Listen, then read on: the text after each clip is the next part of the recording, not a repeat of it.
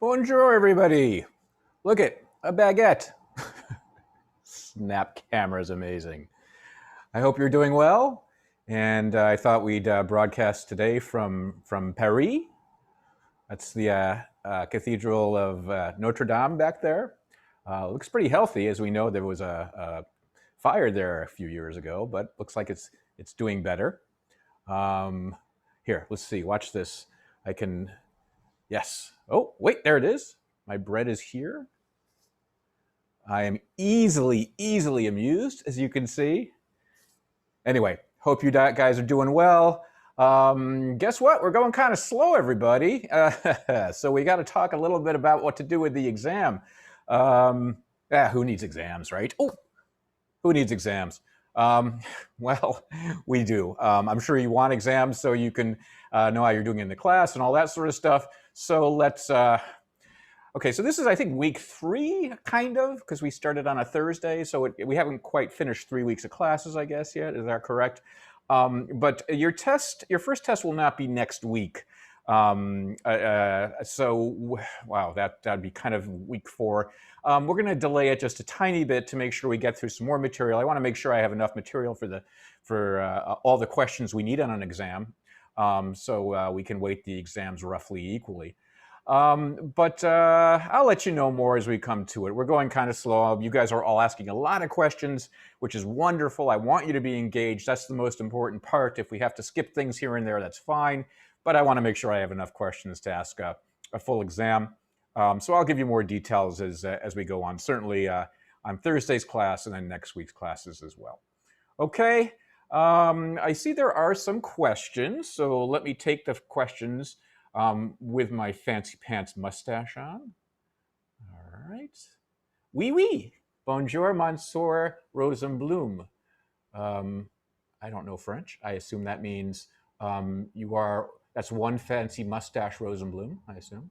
Will it be open note? Yes, it will. We won't have a quiz next week. No, your midterm will not be next week. The first midterm will be on chapters. Actually, here's the issue. It's making me hungry.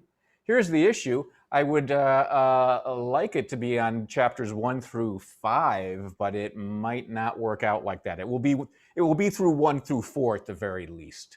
Okay. The finalists is during finals week, and you'll be given a range of days to take it in. Karunya, the test will be posted on iLearn. The whole thing we got down really well now. You'll be very happy. Where's your white flag? Thanks, Alex. This is the best I could do. Oh, but this Frenchman, like myself, clearly has voted, and I just wanted to remind you to do the same thing.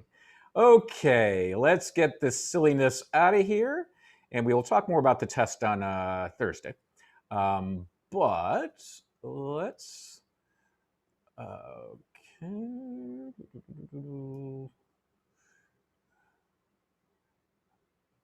There I am. Oh, I wish I really had a mustache like that. So let's go ahead and we can share our screen so that we start off where we were talking about last time, which is auditory approach. So, cool. We will stop after a couple of slides, and we'll go do a practice question, and I'll answer questions from you. But let me do the kind of big picture here. We're trying to continue with our understanding of the auditory system, and we've gone through, as you remember, a number of classes on reflected sound and ambient sound and sounds that are obstructed. But now I'm actually going to discuss the sounds that are actually being emanated from an object, like that beat baseball or the bass that's used in beat baseball. And you learned a little bit more about sound sources when you were discussing things in your discussion sections on being able to recognize sounds and recordings of binaural sorts of methods, that sort of stuff. But we're going to finish up our discussion of auditory approach and sound sources today, and then talk about music a little bit. So that should be fun. Anyway, let's just remind ourselves where we left off. I was trying to make the point that one of the things that we are especially good at is being able to anticipate sound sources as either we approach them or they approach us. And beep baseball is an amazing example of this, right? So the fielder has to be able to anticipate when the beeping ball will be at their position and be very accurate with it in order for them to time their jump so it's on time and can block the rolling ball, but isn't too soon so they miss the ball completely. That's an example of the sound source approaching a listener. And then the other example is the one you see right there with the batter after he bats the ball running towards the base that is buzzing. And so that's also auditory approach, but in this case, he's approaching the sound source. And what I've been kind of suggesting here is that the information for auditory approach, whether something is approaching you and making a sound, or you're approaching something else that's making a sound, whether you do the approaching or the sound source does the approaching, the same types of acoustic dimensions, sound dimensions can be used. And we talked about intensity, complexity, Doppler shift, all that fun stuff.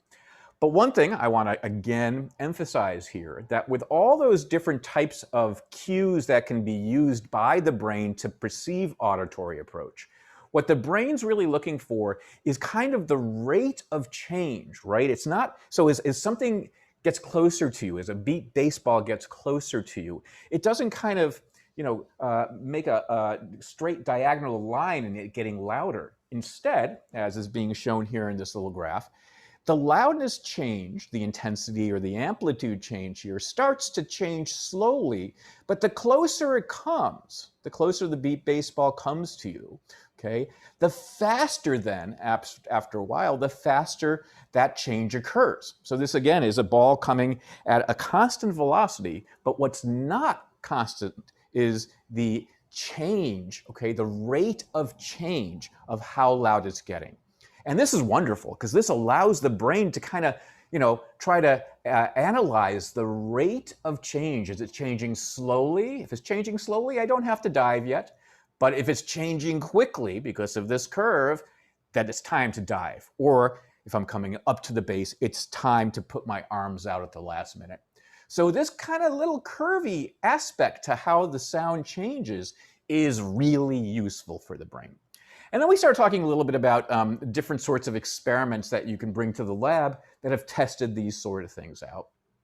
A lot of people do these now. We did some a long time ago, and some more recently that I'll talk about.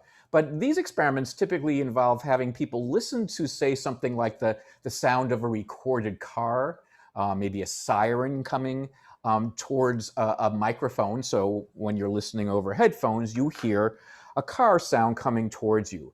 But before the car sound gets there, the car sound will just disappear. But your job is to anticipate, as a listener, when the car would be at your position if it had continued to come towards you. So you hear, and it stops, and you kind of have to then go through this mental anticipation and press a button when it's at your position, when it would just have passed you. Okay, that's a way of kind of bringing the whole problem to the laboratory and test this.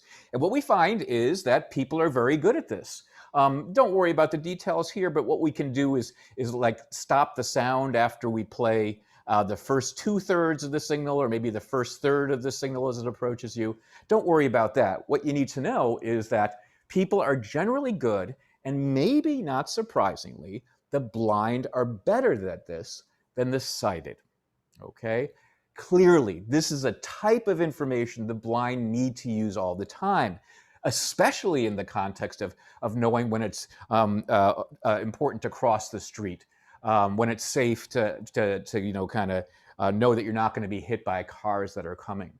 So the blind have to do this all the time in real life, whether or not they play beat baseball. So it's not surprising that when you bring them into the lab and ask them to perform this sort of task, they do very well. Okay, they do better than the sighted. However, if they're not perfect, and this is also true of sighted people, their tendency is, if anything, to over-anticipate, which just means this. Here comes the car, and then the sound stops, but my job is to determine when it should be in front of me. I will push the button a little bit too soon, whether I am sighted or blind. Of course, I'll be more accurate if I'm blind, right? But I'll always, if I'm going to make a mistake, it's almost always going to be in the direction of over-anticipating, pushing the button too soon, which, if you think about it, is safe, right? If we're going to make errors in either direction, it's better to make an error where we think the car or the sound is going to be at our position a little earlier than it would, which would allow us to avoid an oncoming car or, some sort of sound source as it's approaching us. The more kind of over anticipation we can do, the safer we will be from getting out of the way.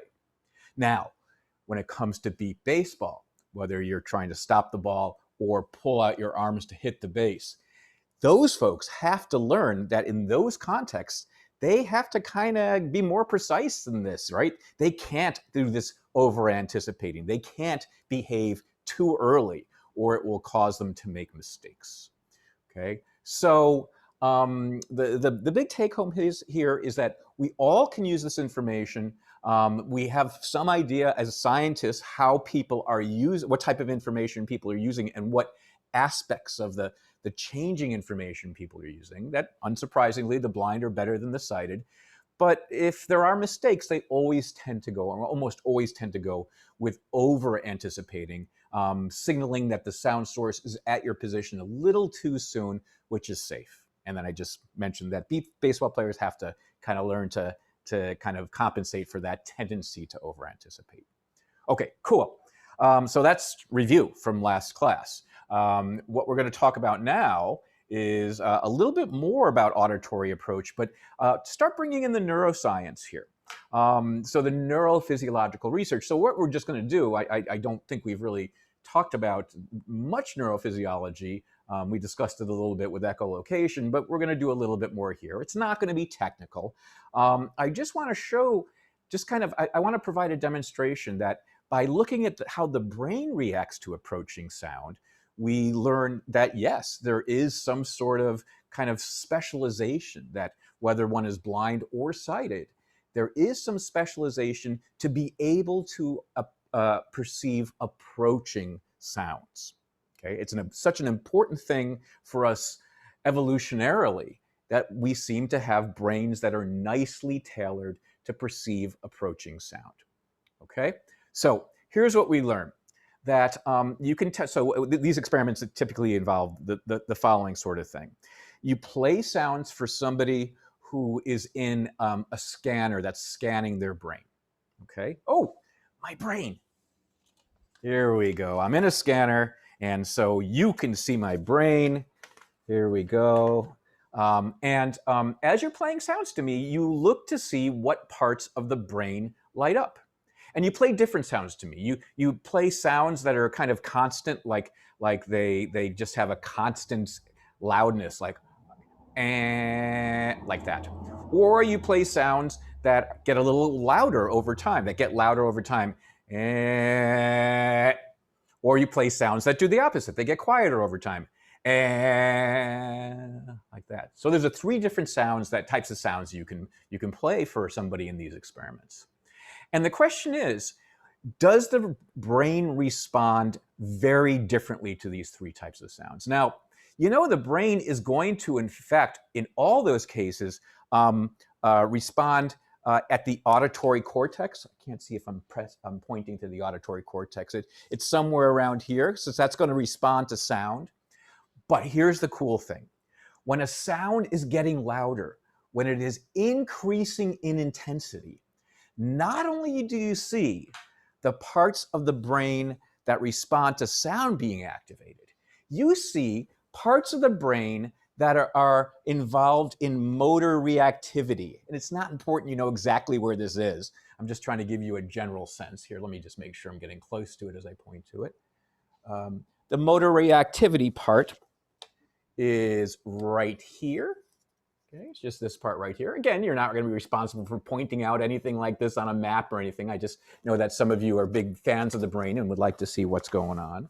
And then in addition to that, there's a part up here, the frontal areas here, that are going to be involved in kind of attentional attentional control.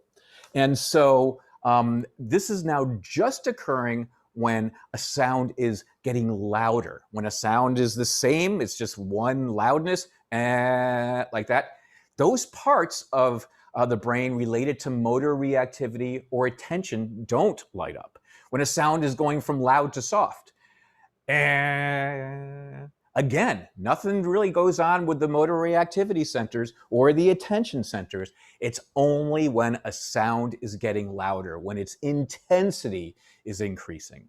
And given everything we've learned about auditory approach and its perception, that makes some sense, right? The brain seems, as I've kind of been hinting, seems to be especially sensitive to approaching sounds. Okay, and just kind of simulating approaching sounds with intensity that increases will in fact activate the attention areas of the brain and the motor reactivity, the sort of parts of the brain we want to react if we're going to make some sort of motor response like, whoa, I'm going to get out of the way, or I better put something in front of my face, or time to get my baseball glove up if I'm trying to stop the ball, or that sort of thing. And increasing intensity is the only thing that will do that. That sounds like they're coming towards you. The other thing about increasing intensity is it seems to recruit not only other areas of the brain, but we seem to have a disproportionately high number of auditory brain cells in this cortex that are responsive to increasing loudness or increasing intensity. Okay, when we're listening to sounds that are just the same in intensity, we see a certain number of cells, brain cells, light up here. And if we are listening to sounds that are decreasing intensity, we get some brain cells lighting up here. But if we're listening to sounds that increase in intensity as if a sound source is approaching, okay, then in fact, we see a lot more cells active here. So there's a higher proportion of brain cells in this area here that are reactive to increasing intensity than cells that are reactive to either decreasing intensity or sustained intensity, the same intensity, which again makes really nice sense. Okay, everything I've been saying suggests that our brains are pretty darn good at picking up sound sources that are approaching us either by their own means or if we're approaching them. Okay, all right, I'm going to put my brain down here, but I'll still be able to tell you smart things because I have two brains. That's why my forehead is so big. I have two brains. I want to talk about a practical example of this that I think you're going to find very interesting, especially given that probably most of you are from Southern California and are probably very familiar, or at least have experienced this problem. Because in Southern California, we've got the highest proportion of electric and hybrid cars in the country, and possibly the world, okay, in Southern California. And I mean, part of that is, we have people that, have had to, grow up in this, in smoggy environments. Things used to be really bad. I think things got better before most of you folks were born, but I moved out here in 1989, and I lived in Riverside in 1989, and things were really, really bad smog-wise. There were more days that you could, in the summer, where it was dangerous to go out than it was safe. I mean, it was bad. There were level 1, level 2 smog days, almost all through August. It was not fun.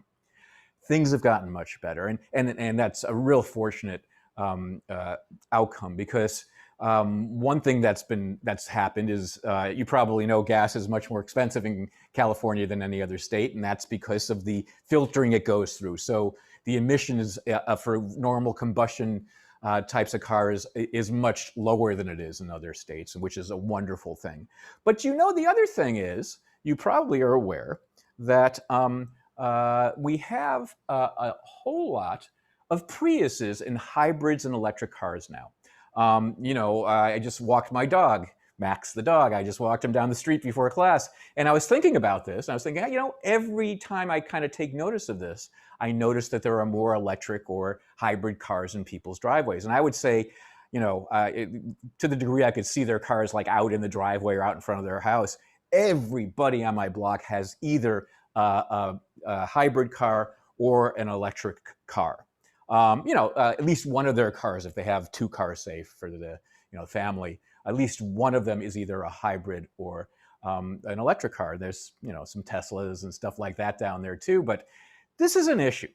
It's a wonderful thing for the environment. It's great for energy concerns and smog concerns and all that sort of stuff. But back when Priuses especially became more prevalent in Southern California, people began noticing something about these cars. And clearly it's in the context of sound, so you know where I'm going with this. That especially blind individuals started reporting that they were encountering Priuses in situations that were kind of near misses, like they would all of a sudden notice that there was a car behind them that they hadn't noticed before. And then they realized, oh, it was probably one of these hybrid cars that was going slow. And you might know when a hybrid goes slow, it makes very little sound. And even electric cars go, when they go slow, they make very little sound as well. And that's what the blind folks were reporting. They were saying that, like when I'm in a parking lot, when I'm in a kind of quiet neighborhood where the cars are kind of going slow around the streets, when cars are pulling out of their driveway and I'm walking around, I'm noticing that I am getting into more near collisions, pedestrian collisions with these cars than with other types of cars. And that was starting to be reported in about 2009, 2010. And Priuses were by far the most common hybrid or electric car that existed at the time. That's why it was originally called the Prius problem. Now it's an issue for any of these types of cars. And so because my lab had done some research on being able to perceive approaching sound sources with cars, I was contacted by the National Federation of the Blind to look into this a little bit. And so I did. I started doing a little reading, and based on how people had recorded the loudness of these cars, it was pretty clear that something like a Prius and a Camry, or a Prius, I think it's a Honda Accord, which at that time, the only ones they had for Camrys or Accords were combustion types of engines. So that's what ICE stands for those of you that are car-minded. It stands for an internal combustion engine. Priuses, on the other hand, have that, but also have this electric engine, especially, and it kind of clicks back and forth if it's a hybrid, depending how fast it's going. And here's what was noticed when they started recording how loud these cars sounded. That when both cars are going at normal traffic speed, say 30 miles an hour, and even 25 miles an hour, there was very little what we call decibel. That's what dB. I apologize for that abbreviation. I just noticed it was there. It's basically, it says very little loudness difference at normal traffic speeds. They made pretty much the same sound. However, when a Prius was going less than 20 miles an hour and was in its electric mode, it was what that paper and the industry at the time called the silent but deadly zone, where it was making very, very little sound because it was in its electric mode. The combustion engine wasn't revving, so you couldn't hear that. And below 20 miles an hour, you really don't get much of that tire sound on the ground. You get a little bit. Certainly when you get to 1510, you get very little tire sound. You get very little of the aerodynamic sound of the wind rushing over the cars. So 20, 15, 10 miles an hour, a Prius in its electric mode is potentially very hard to hear. So that's what was predicted based on the recordings of the sound. But what we did is we just decided, let's see if this is true perceptually.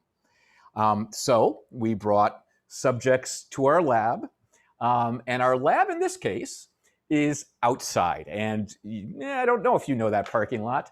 Behind campus, there's a kind of organic food, organic grocery store. I don't know, I can't remember what it's called now. It's been a while since I've shopped there. But across the street from that is something that it was a church or some religious organization. It used to be called the Newman Center. I don't know if it still is. But you're seeing the parking lot of the Newman Center, which is across the street from the organic grocery store, right there. That's where we brought our subjects. And you're seeing a subject there from an intro psychology class, blindfolded. And what we did is we drove cars past them at a nice distance. Don't worry, they weren't endangered in any way. But we drove them past the person who was listening, about 5 feet away from them, or 10 feet, I think it was. And we drove them at slow speeds. And you're seeing here, in fact, a Prius driving, past a kind of coming now down a path that will be past the listener. We also used a Honda Accord, which, just as an aside, was my actual car at the time. There it is. And what I like to do, and I believe, so we used here we go. It approached the listener at 5 miles an hour. It didn't actually come directly towards them. Again, it kind of passed in front of them by about 10 feet.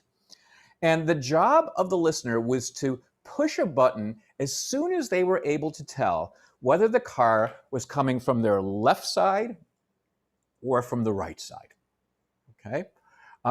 And we had a button on the left. You can see that. He's got 2 hands on the buttons. We've got a button on the left and a button on the right. And as soon as you can determine which side the car is coming from, press a button and try to be as accurate as possible. And the question is, can they judge which location the car is coming from before the car passes? So if they had to get out of the way, they would be able to. Okay. As I said, we used a 2000. So which direction is the car coming from? Okay. We used a 2006 Prius and a 2004 Accord. And we also did one other thing. We wanted to make this at least close to what a blind individual might experience on, say, a street corner or something. So we had a couple of cars about 20 feet behind the person. So, for this person, it would be somewhere around here. Here's the person listening. The car is going to pass them up here. But we had cars about 20 feet behind them just idling. And so that's why it says background engines there. Okay, let's listen to each of these cars. And I think I've set the computer up okay, so you can listen to them, as can I. So here is first what the Accord sounds like coming towards the person. And again, it's going to be quiet. You have to listen very carefully. It's going to be quiet because it's only going 5 miles an hour. But I think you should be able to have a sense when it's kind of passing you by listening to the Accord. Okay, here it comes. Oops.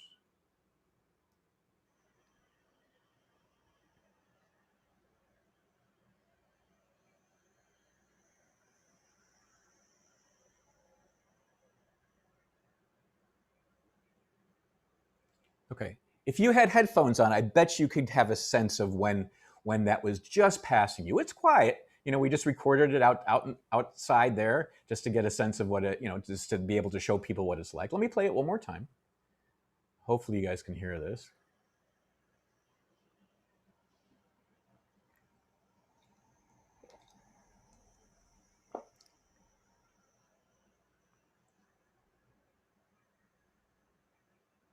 So it is quiet, but I think, if you're listening carefully, you should be able to hear when it's coming. Here is the Prius now.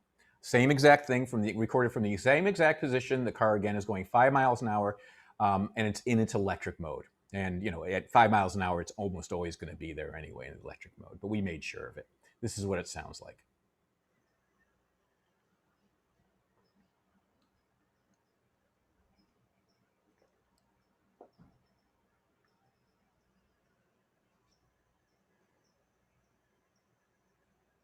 And I would suggest, even if you're wearing headphones right now, if you're wearing earbuds or whatever, it is much harder to know when that car is passing you. Hopefully this is working for you folks.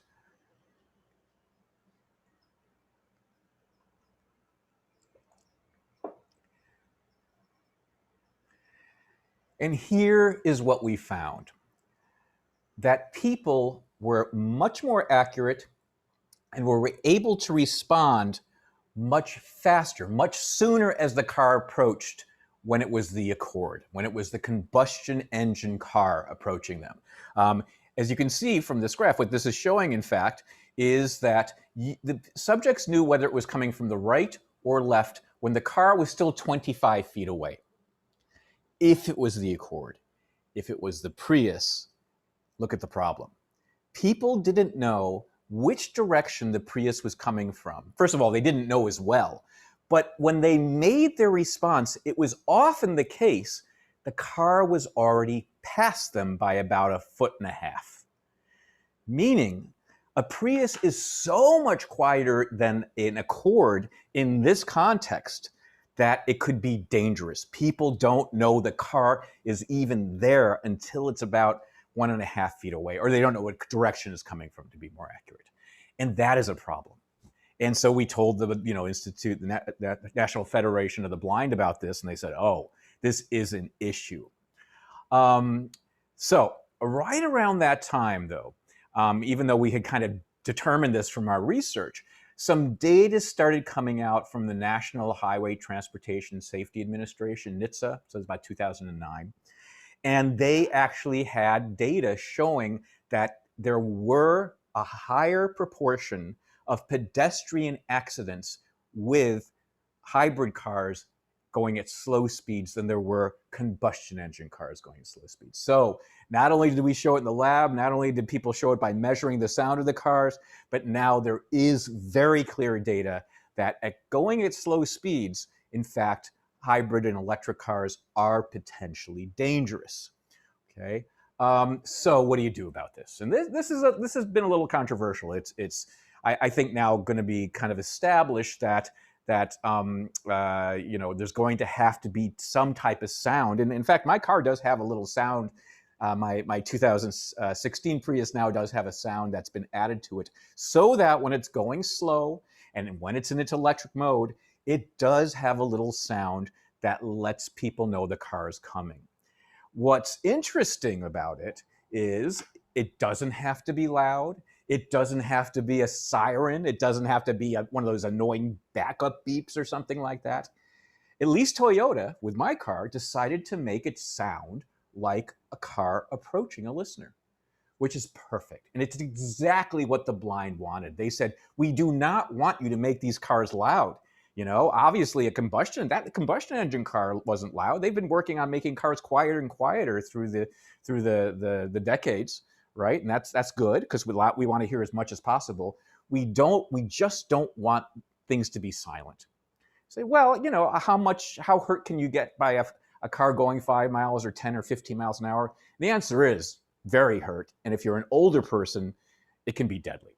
And so, and the other thing is, how often are you encountering slow cars? And it is the case that you are closest to cars when they are going their slowest, if you're not, in fact, in it. So going through a parking lot, being in a parking garage, walking down the street and the car kind of slowly backing up, even though they're going slow, that is, in some ways, for a pedestrian, and especially one that can't use their sight, one of the most dangerous positions to be in. So now there are warning sounds optional on the Prius, the Nissan. I don't know if they make the Nissan Leaf anymore, but the Tesla, but they will be mandatory, these sounds. The good news is that these sounds don't need to be loud at all. And that's partly related to the fact that you have a brain that is especially sensitive to approaching sound. All of our brains are especially sensitive to approaching sounds. So all we need to hear is a little bit of sound to be able to make judgments that this car is coming towards me from this direction. This car is coming towards me from this direction. I better move in this direction back or that direction back, whatever. So it's good, right? You don't need to put sirens on these things. You don't need to put beeps on these things. You just need to make them sound a little bit like combustion engine cars, only when they're going very slowly.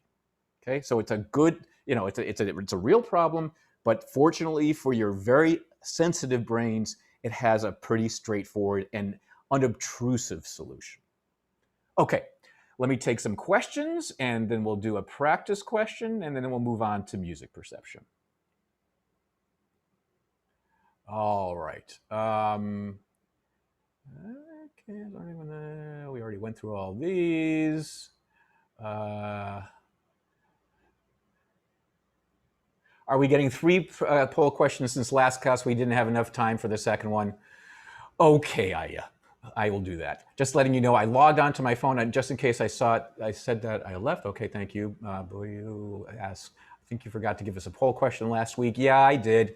We ran out of time. But yeah, I mean, I know you're here not for the poll questions. You're really here to just have fun learning. They just revealed an electric Hummer is coming out. Amazing. You know, that car is so big that I bet its gravel sound even exists. It's so big and so heavy, I bet it makes gravel, it makes road kind of friction noises even at very slow speeds. Thank you for letting me know that, Ali. Oh, you can't hear it. Oh, could other people hear it? Can echolocators identify? So Roy asked if echolocators can identify both types of cars. Yes, if they're echolocating, absolutely. But think about poor Daniel Kish, you know, echolocating a pathway, whether he's riding a bike in his neighborhood or just walking, you know, in his neighborhood on the street. You know, he's echolocating a lot of things. And if a car's coming from behind him, he might not know it's there to echolocate. So he also clearly benefits from the car having some quiet sound. I can't tell you when the midterm is yet. I'm sorry, as I said earlier. I heard it very faintly, plus I'm pretty sure that the Prius was my AC's on. Okay, could other people hear it? I know it was quiet, but if you had earbuds on or headphones, were you able to hear the car sounds? If not, I apologize. Can you hear this? Can you hear it click when I do that? Because there's some other auditory demonstrations. Can you just say yes or no? Yes, yes, yes. Okay. All right. I apologize if the sounds are quiet. I understand. If you don't have headphones or earbuds, that's no problem. Don't worry about it. It's the thought that counts. Okay, you get the idea, certainly. Let's do a polling question, or maybe even two, because I'm a nice guy. Did we ask this question? In beep baseball, which of the following actions rely most on auditory approach? I don't think I did. Let me know, did I ask that question? In beep baseball, which of the following actions rely most on auditory approach? Did I ask that question, folks? Could you let me know in chat? No, I don't think so. Good. Here comes your question, your first one. In beep baseball, which of the following actions rely most on auditory approach information? Is it 1, pitching, 2, running to a base, and my R for running is missing. Hopefully you'll see it. Sometimes on my screen it doesn't work. Pitching, running into a base, diving to stop a ball in the field, or 4, both B and C. So in beep baseball, which of the following actions rely most on auditory approach? And I'll go ahead and give you about 45 seconds to answer this.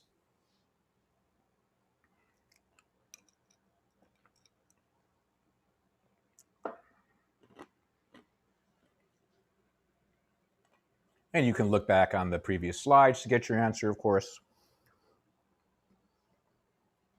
But for the exam, you want to know the answer without having to rely on the slides if you can, even though it is all open book.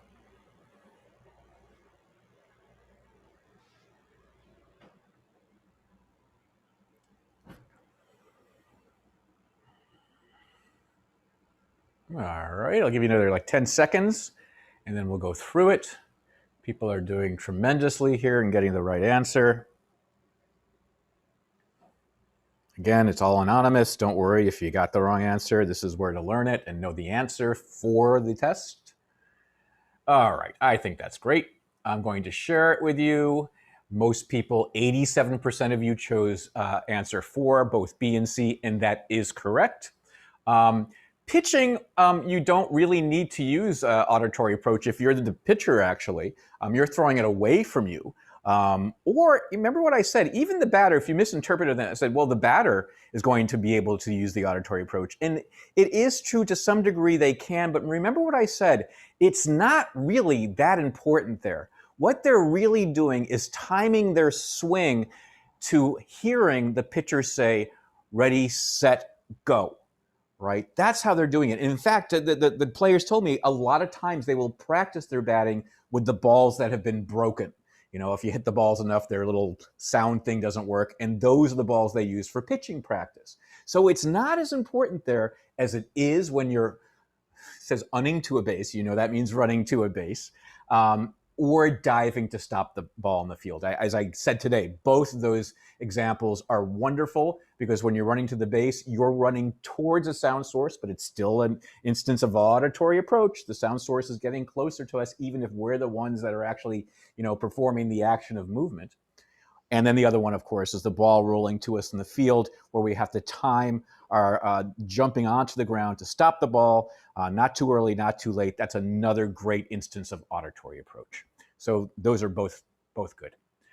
And because you asked for it, and I'm a nice guy, I am going to share another question with you. So this will be easy for you. Oh, wait a second. Yeah. All right, here we go. This is another question. All these are on your test. When it comes to accuracy in judging the time to arrival of an approaching sound source, it's either 1, it depends on the color of the object. 2, the blind are generally more accurate than the sighted. 3, the sighted are generally more accurate than the blind. Or 4, the blind and sighted are equally accurate. Okay? Choose which answer you think fits best here. And if you want, you can look at the previous slide.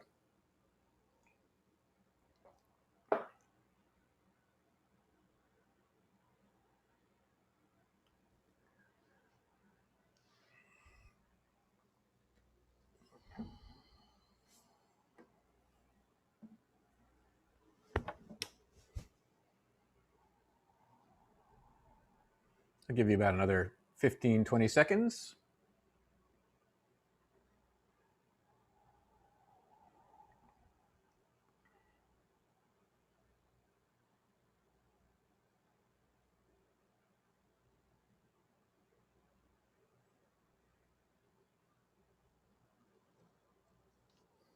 Okay, let's stop it there and take a look at the answer together. Most of you chose 2, answer 2, and that is absolutely correct, 84% of you. It has nothing to do with the color. In fact, the blind would have an awfully difficult time judging the color or something, so that's definitely not the right answer. I said a number of times today that because of their reliance on auditory approach information in many, many contexts, where they have to be very accurate in some cases, you do find the blind are more accurate than the sighted at judging the precise time of approach. So the answer is B. It's the blind are better than the sighted, and therefore the answers aren't C or D or 3 or 4, I guess, as it's listed on your page. Okay, let me stop these then. Hopefully you took a picture of this, or it's on the recording, or I guess it's not on the recording. So do take pictures, and you have me saying it out loud, so you can always write the question if you need to, but both of these questions are on your exam, like all the polling questions I've given you. Okay, let me see what the questions are since we did these. Oh, I didn't post the poll results. Oh my gosh. Okay, I am sorry. Let me see if I can do that right now.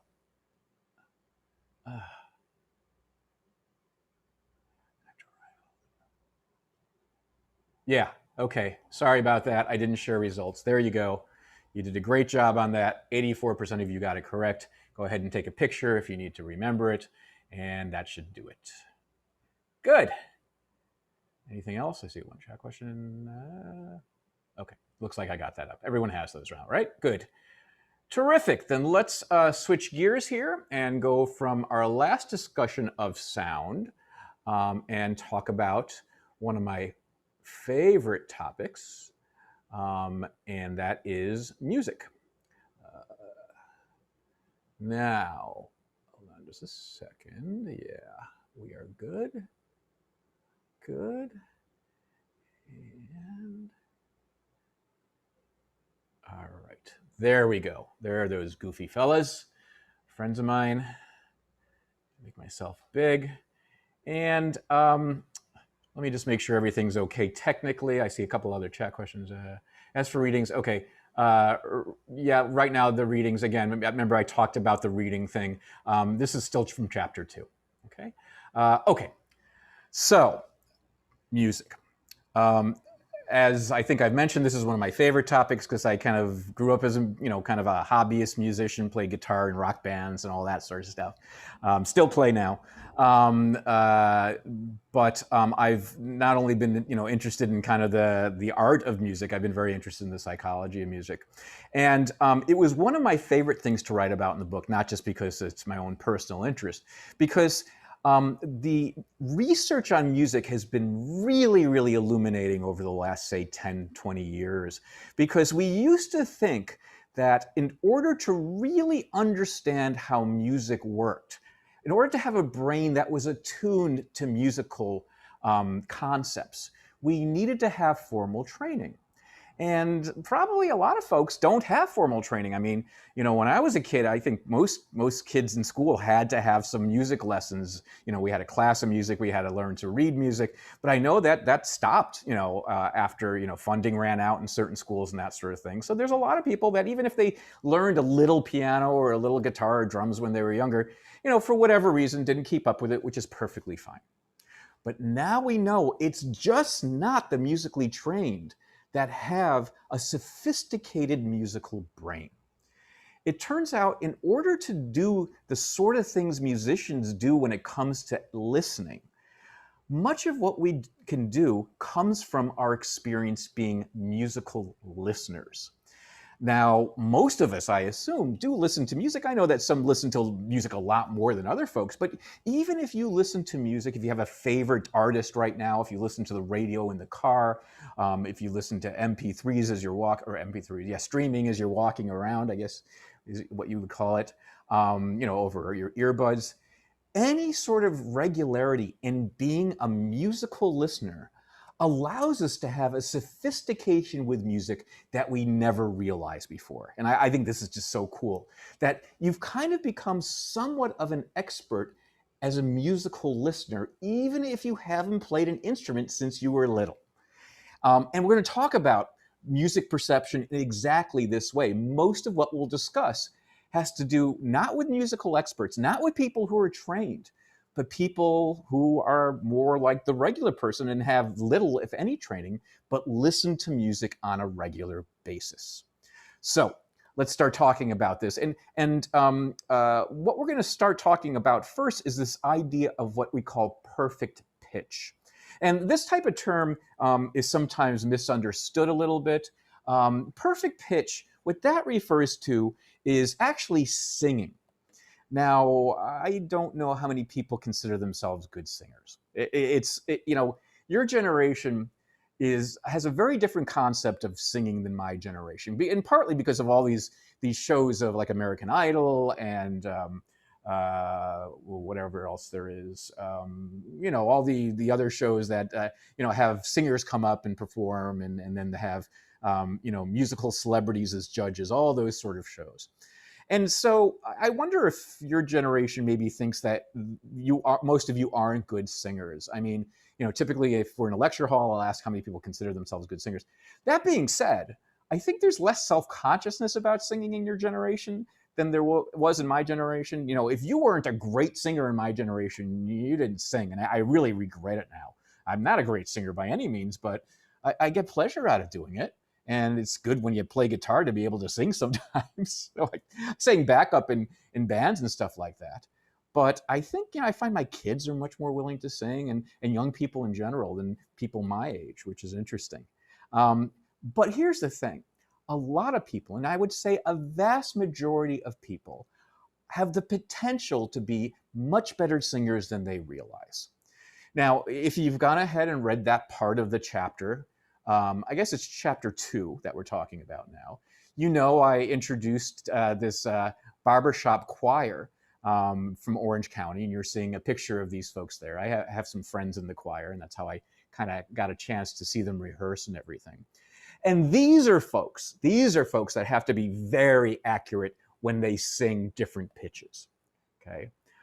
So, these trained people are probably better. If I play a note, for example, just that note. I'm assuming you can hear that okay. I'm not trying to have it loud, but hopefully, you could try to match it. Okay, so this is trying to achieve, a pitch that you're hearing, like that. All right, that wasn't great because I started off going, ah, I kind of slid up to it until I heard that it was okay. Ah, and I'm going to be a little better after doing it a second time just because I have a feel for where the muscles should be. But I still had to slide up a tiny bit. When these guys do it, you know, you play the note, when they first hit the note, they're nearly perfect. And that's part of what they have to do. They have to be able to kind of match each other's pitch very accurately. I don't know if you know what a barbershop quartet is. I don't know if you encounter that a lot. Sometimes you see them at Disneyland or Knott's Berry Farms. It's those four guys with the handlebar mustaches like I had earlier today, and the straw hats, and they're wearing kind of striped vests, and they sing these kind of old, you know, fashion songs. And, you know, that's a barbershop quartet. What the barbershop quartet choir does is it has about, I can't remember how many people, 100 people or so, and 25 people are assigned to the parts that are generally just sung by a single person. And so they're singing 4-part harmony, but with 25 people in each part. And so the pitches that the 25 folks have to create have to almost sound like a single person. And that's the sort of accuracy they're going for. And it takes, I talk in there a little bit about how they try to achieve that by using the same mouth shapes and all this stuff. It's pretty interesting. Okay. But what perfect pitch means then, you've already know this, it really means achieving and then maintaining a produced target pitch. So you hear a note, and you try to hit that note. Again, you might have noticed when I hit that note, I wavered a little bit until I was there because I'm not a professional singer, right? That's okay. Trained singers are superior, okay? And what they'll sound like, they will have a little deviation when they first start, but you'll see it's a lot less than what I do, for example. So let's go back to this note. Like that. What they will do when they hear that note and try to match it is they will be what's called just a half semitone off, and then they'll correct for it. So they hear this note, and they might then sing this. And if you can hear, it was just a tiny, tiny bit off at first, but then it corrected itself. Tiny, tiny bit. What I might do, I have a tiny bit more training than I guess the average non-singer. I can maybe get a little closer, but the non-singer will start, hear this note, and then start here like that. Okay, so that would be the difference between a trained singer like in the barbershop quartet and somebody who doesn't sing very much, you know, for fun even, right? They don't have very much experience singing. But that's okay because listen, in both cases, they ended up on the same note more or less, right? There's the note, and here's the barbershop quartet singer, and here's me, right? We ended up more or less on the same note. We didn't hit it exactly the same. They hit it more accurately than me, but we ended up on the same note. And so people are generally good at this. They might not be perfect. They might be just off. By the way, a semitone, for those of you that might be interested in this, a semitone is just going up 1 fret on the guitar. Okay, so that's about a semitone away. Okay, half a semitone then is this. It's not quite a fret up or a black key going to a white key on a keyboard or something like that. So when I use the tone semitones here to give you a sense of how accurate people are. These are semitones. There's the first semitone, there's the second, there's the third, there's the fourth. Those are each semitones. That's all that means. And good singers can match the pitch without going to the next note, where bad singers like Rosenblum do something like this. Okay, you get the idea. Okay, cool. But what about free pitch? And what I mean here by free pitch is now you don't ask people to match. Instead, you ask them to sing a song like Happy Birthday. Okay, so this is called free pitch. And the question is, are they going to, I'm trying to think, Happy Birthday might not be the best song. I'm trying to think of a song. Twinkle, twinkle, twinkle. Yeah, Twinkle, Twinkle, Little Star might be a better song to use this as an example. Because the way Twinkle, Twinkle, Little Star works is it starts and ends on the same pitch. Twinkle, twinkle, little twinkle. Twinkle, don't you wonder what you are? So it's ending on the same pitch it's starting. And if I were asked to sing Twinkle, Twinkle, how consistent am I between the first note and then the last note? Okay, that's how you can measure free pitch. So I'm not trying to imitate a note really here. I'm doing it within my range, what the notes I feel most comfortable with, right? How accurate can I get? And this was actually tested, and I'm glad I was never a subject in this experiment. I would feel pretty embarrassed. You folks might be a little bit more courageous in it.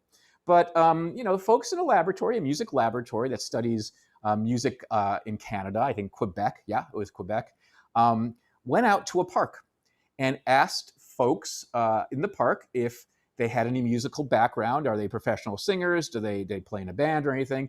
And only took people who said, no, I don't sing. I really, I'll sing Happy Birthday. That's about the extent of it. Sometimes I'll sing in the shower or in the car, but no, I'm not a good singer. And they asked them to sing a very well-known tune. It would be like the Happy Birthday song for us, or the Twinkle Twinkle Little Star for us. I mean, a song that everybody knows. This is a Quebec folk tune. I'm trying to think if there's an American, like, I guess, well, the national anthem is a hard song to sing, our national anthem. But, it's a song like that. If I Had a Hammer, maybe, or something like that for us. But it was a song everybody knew. And, it starts on the same note that it ends on. And so they could measure what the free pitch accuracy of these folks was like. Would you like to hear the song? I bet you would, and I bet you'd like me to sing it, but I won't. I instead will play it. And boy, I hope this works. I'm going to turn this way up. Oh my gosh, what happened here? Oh, okay, hold on. I know what I have to do. Okay, I'm going to do this share screen again, but I'm going to share the computer sound. This is the problem from before. And now you should hear this song, and you can let me know if you don't. Okay, this is the Quebec folk tune that you've been so excited to listen to. It has a little introduction, but you'll recognize probably when the main part of the tune comes in. I'll signal it to you. And if you know it, feel free to sing along at home.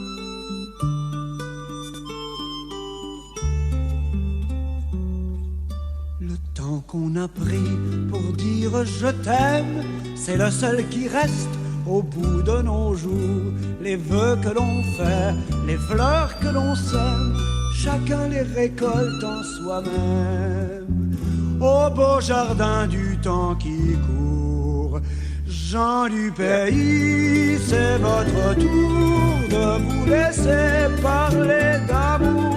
Gens du pays, c'est votre tour de vous laisser parler d'amour.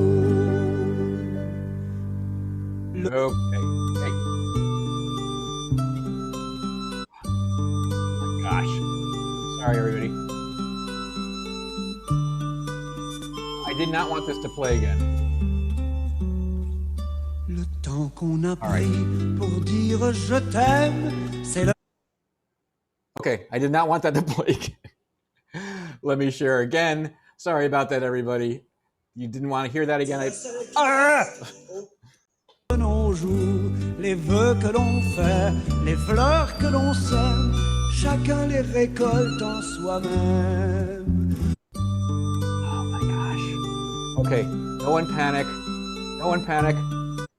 You guys are gonna dream about that song now. Okay, we're gonna be fine. Everything's fine. Don't freak out. Here we go. Oh, you want me to sing? Okay, I'll sing next class. Okay, I'll prepare something and sing for you. Okay, here we go. I hope we don't get the sound now. Okay, good. I think we're going to be fine. Okay, so did you hear that? I assume you heard it. I didn't get a lot of responses, so I assume you heard it. Let me just make sure. Please sing for us. Please sing for us. Okay. You heard me sing. You heard me do some pitch matching. I wish I knew the Quebec song, but it was in French, so it's appropriate. That's the best you're going to get this time. What they found, though, when people were asked to sing this very well-known song, is that people were really, really good. In fact, throughout the entire melody, like Twinkle, Twinkle, Little Star, Okay, when they came back to the original note, which is at the end of the song, they were off just a tiny, tiny bit. You know, it would be like starting here and ending here after, you know, a nice long melody. Maybe there. And that is really, really good. In fact, it's not that far off from how a professional would do it. And in terms, this is you're going to find really interesting, in terms of the tempo consistency, da da da da da da da da, right? People that were non-singers, non-musicians were as accurate at keeping the tempo consistent as a professional singer is, which is really pretty amazing when you think about it. These are people who don't sing out of the shower or out of the car, right? They don't try necessarily to keep it consistent consciously, but the way they kind of sing naturally shows the same consistency in how fast they are. They're going very, very consistently at the same speed as a professional would, which is really pretty cool. And then they decided, they were amazed that people were so good. So they decided to do the experiment again. And what they did is they, I guess they went back to the park. And by the way, I should have mentioned they were recording people at the park singing like this. They went back to the park and then this time had them go very slow. Say, we really want you to concentrate now. These were new people. We want you to concentrate and get the tempo consistent, but we also want you to try to get the pitch consistent and go however slow you need to get the pitch consistent. And what they found was really interesting. When asked to sing slowly, the pitch consistency was as good as professionals, okay? Which is pretty amazing.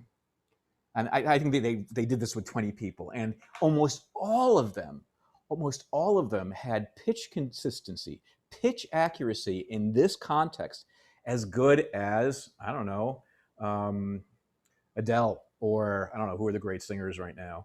I'm trying to think. You folks know, I'm sure.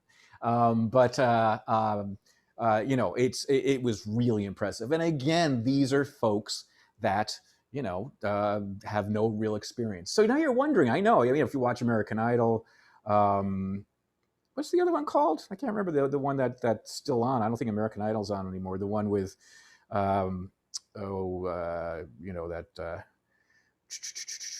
Pharrell's on sometimes, and Kelly Clarkson on. I can't remember that show, but The Voice. The Voice. Thank you, thank you.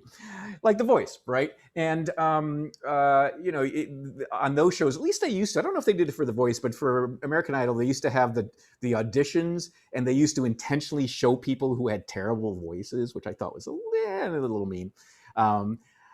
First of all, what makes somebody in our kind of aesthetic sense a bad singer isn't necessarily that they have problems producing the pitch. They might have problems in how they control their voice. They might be extra loud or extra quiet. There's a lot of other things that go into what we consider as listeners voice quality, singing quality, than just pitch.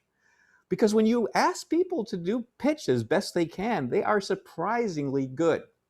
Now, there were 2 people in the group of 20 that they tested that were in fact not good.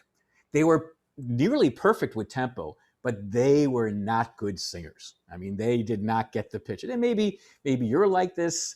Maybe you have friends that are like this. When you hear, you know, these would be people who, when they sing along to the radio in the car, or the you know, recordings in the car, or at home, you hear, oh boy, you know, they're not hitting the pitches. You know, we all could be bad with breath control and all that stuff. That's, you know, fairly common. Like, you know, it's hard for us to sing all the way through a song and catch our breath and keep our breath and stuff like that. That takes some practice. But there are people, we all know, that aren't good at matching the pitches they're listening to as they're singing along to recordings. As it turns out, as I said, they're not bad at tempo, and they were brought back into the lab and they were tested for their perceptual accuracy. So they were asked, for example, they were asked to listen to two notes and then said which one was higher, the first one, higher in pitch, the first one or the second one. And they say the second one's higher in pitch, right? Okay, let's do this again. Which one's higher, the first one or the second one? Again, the first one was higher in that case, right? Or you get the idea, right? These two people that couldn't sing had no problem doing that task, okay? And so, you know, a common reply people have, and certainly had in the park when they were asked to sing the song, was, "Oh, I'm tone deaf. You know, I'm really I can't sing. I can't even hear pitch as well." And about 17% of the population will say that. You know, if you ask, "Can you sing? Do you have a good sense of pitch?" That sort of thing. That's a lot of people. 17% will say that they are not good singers. In fact, probably a proportion of them are not really great at producing pitches. They're not good at, like, you know, like as we kind of started this whole thing off, targeting a pitch. Like you hear this, right? They're not good with that. But their perceiving is perfectly fine. They don't have any deficits when it comes to perceiving pitch. So the idea of tone deafness, really, people use that to describe their singing skill. And it's probably not even 70%. It's probably more closer to 12 or 10% that have trouble with this, with really a lot of trouble with pitch matching, that sort of thing. You know, a vast majority of people can do this, right? But there are, in fact, people that not only have trouble reproducing pitches, but in fact do have trouble perceiving pitches.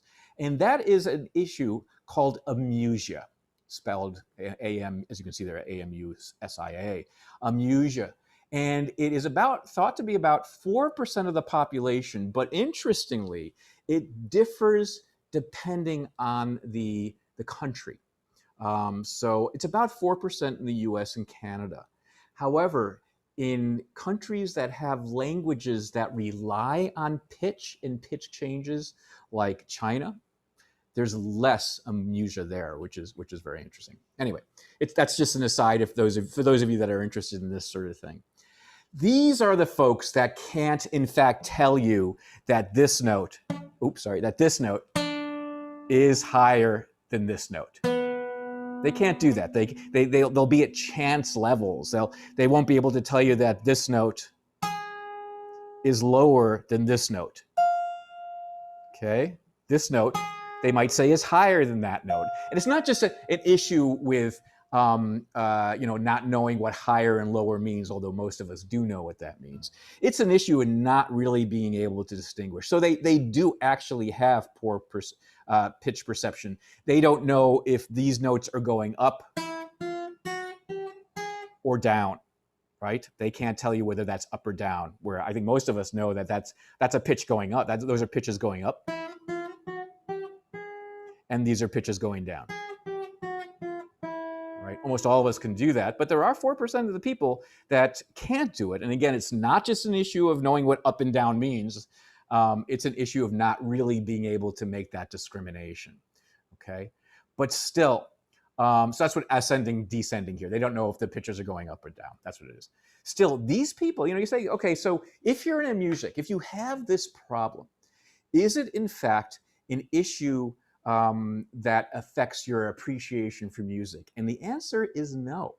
What you find with musics, I guess is pronounced, is that they might have trouble maybe, remembering a melody in the same way we do, a tiny bit, but most of them are just as much music lovers as the rest of us, and possibly when they're listening to music, they do listen to things a little bit differently, but they have the same aesthetic appreciation, whether it's for the rhythm, whether it's for the texture of the sounds, the sound of the voices.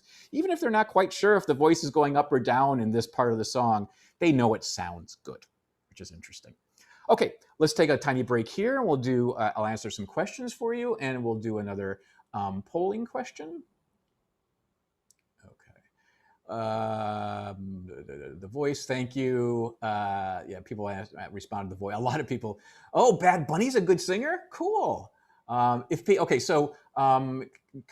Kyla just asked, if people aren't able to match these tones at all, does that mean they are actually tone deaf? I'm so glad you asked that, and hopefully I answered that question for you. People might call themselves tone deaf and might not be able to match the tone, the pitches very well at all, but that doesn't mean they're not hearing the pitches. That could be in the musculature of their vocal cords or something. They're not able to kind of pull it up there or something. So tone deaf is really not a great term for what struggling for pitch matching does. It has very little to do with the auditory system. It has more to do with how the muscles involved in singing are controlled, probably. Bad Bunny's a good singer, I bet, right? The voice, the voice, the voice, the voice. Okay. Yeah, so you have to audition on that. Has anyone tried to audition for The Voice? I'm curious. Faith just said you have to audition to audition. I know that a lot of these things are done out of Los Angeles, so maybe some of you that are singers, whether professional or amateur or for church or whatever, you had a friend. Okay, so Precious has a friend that auditioned. Was it difficult? Did they find it nerve-wracking? I mean, is it a kind of high pressure sort of situation, Precious? Let's see what you said. I had a friend audition. It's kind of like what I said. Okay, cool. Yeah, thanks very much. Okay, so let's do a polling question, and then we'll continue with our discussion of music. This polling question is actually from the slides before. It's going to be from the Prius problem.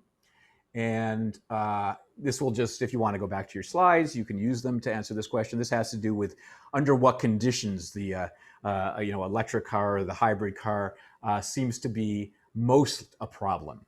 So research on the Prius problem has shown that, 1, hybrid cars are significantly less audible than regular cars when moving at 5 miles an hour. 2, regular cars are significantly less audible than hybrid cars when moving at 5 miles an hour. 3, hybrid cars are significantly less audible than regular cars when going at 40 miles an hour. Or 4, regular cars are significantly less audible than hybrid cars when moving at 40 miles an hour. So let me just say a couple of things here. You'll have a chance to read the question in just a second. But when I say regular cars, I mean internal combustion engine cars like the Accord that we tested. That sort of thing. I know there are Accords now that are hybrid, but we're talking about internal combustion engine cars when we're talking about regular cars. And do you think that under what conditions, when they're going very slow at 5 miles an hour, are they a problem? Or when they're going fast, say 40 miles an hour, is it a problem there? Okay. Read the question carefully. It's kind of a meaty one. So go ahead and take your time.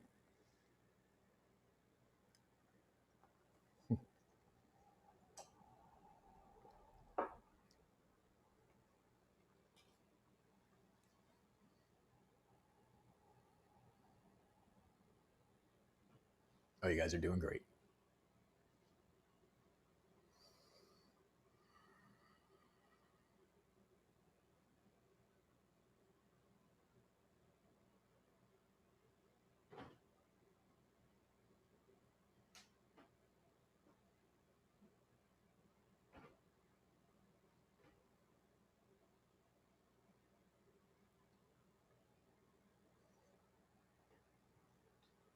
All right, I'll give you another 10 seconds. But most people are getting this correct. I will end the poll and share the results. And people overwhelmingly chose number 1, and that is the correct answer. Hybrid cars are significantly less audible than regular internal combustion engine cars when moving at 5 miles an hour. So that's really where the problem is. Anywhere between 5 or 5 or less, or up to 10 to 15, I would say too, if they are in their hybrid mode, if they're in their electric mode, I should say. Going slow is where the problem is. And that would seem like, well, maybe that's not that big a problem. But again, 2 things. First of all, a 2-ton car going at 5 miles an hour can really hurt you. And secondly, pedestrians are closest to cars, as they're walking around when they are going slow. It's unlikely we're going to be close to cars when when cars are on the freeway or even in, kind of very, fast streets like University Ave or something like that. We are closest to cars when they are going slow. So that's why it's a problem. So the second answer is wrong. Regular cars are significantly less audible than hybrid cars. No, under no conditions would a regular car be less audible. But they're about equal when they're going at around 40 miles an hour or anything above, say, 15 to 20 miles an hour. The amount of sound difference is negligible, so they're not really a danger in that context. Okay, cool. Let's stop the sharing. Hopefully you've all taken a picture of it. You know the right answer is number 1A. Cool. All right. Then let's just spend the last 5 minutes continuing our discussion of music perception. And this thing I found really interesting. I'm not sure, folks that aren't musicians quite understand how impressive this is in a way. But it has to do with not just, kind of replicating pitch well or rhythms well, or, trying to end and start and end on the same note, or trying to match notes, which we turn out to be a lot better with when it comes to singing. But it has to do with memory. Okay, so the memory of songs. And this is why it kind of floored me. So think of your favorite song right now. So I know most of you are Bad Bunny fans, and I think he's got a few hits. Maybe they're from last year, but I don't know. You have a favorite song now, and I want you to think of that song and think of it like, kind of go through part of it in your mind, maybe the part that has the melody. Hopefully there's a melody somewhere in the song you're liking. If I try to choose one that has a melody. Here's the question I have for you. When you're thinking of that song, do you think it's has the same rhythm and the same type of key or pitch as the original one? Now, here's why I ask. Because when it comes to the key of a song, you actually have 11 choices. All right, so let's see. Let's see. Let me play a song for you. Whoop, hold on. I'm trying to think of a good song you guys would know.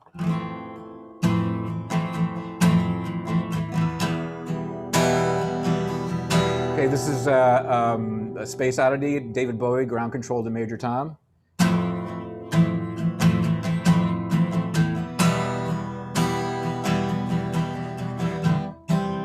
Right, go ahead, sing. I'm not. So that actually is in the original key right there. That is the one, if you were to listen to the recording right now, you would notice that those are in fact the same chords in the same key. But it doesn't need to be remembered or played in that key. So for example, it could be this.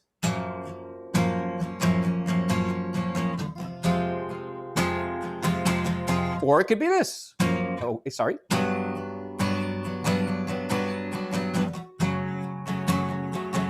Or it could be this. You can go all the way up the neck, all the way up the 11 steps till you get back to the, which is really the same as it, okay?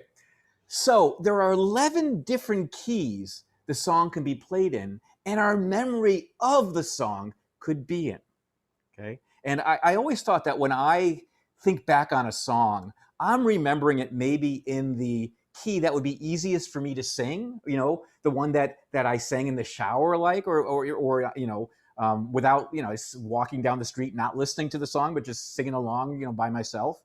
I would be remembering the song in the key that was easiest for me to sing.